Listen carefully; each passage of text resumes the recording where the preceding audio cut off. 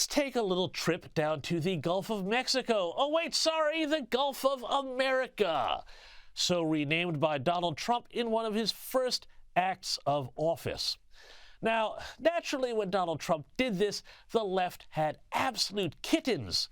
But the Trump White House, well, they're not playing around. And in fact, this week, the Associated Press fell afoul of White House Press Secretary Karoline Leavitt because they did not update their style books. Have a look at this.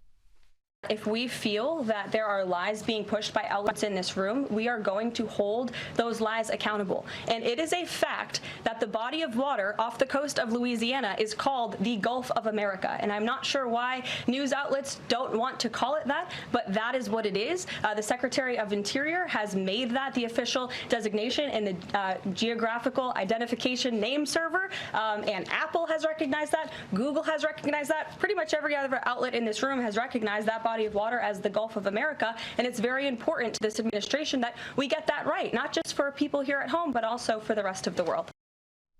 Now, I know some people are going to look at this and say this is just a really silly dispute, but I'm going to tell you why I think this is very important.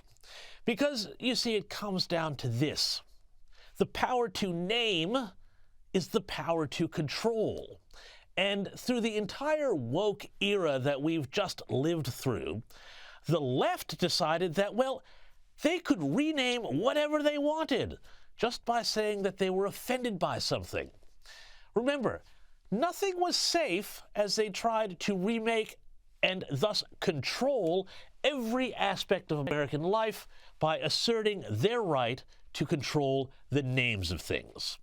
Football teams were bullied into changing names they'd had for decades. Military bases named after Confederate generals also got the chop, even though they were given those names in a spirit of reconciliation after the Civil War. Even pancake syrups and mixes were forced to change their names, even if those names were invented by pioneering black women who you think the left would, want to celebrate and honor. Now, I don't really think that in any of these cases, people who wanted the name change were really offended. No, it was just because they wanted to, on the woke left, flex their muscles. So I've got to say, it is pretty funny how, when Trump turns the tables on this, everybody loses their minds.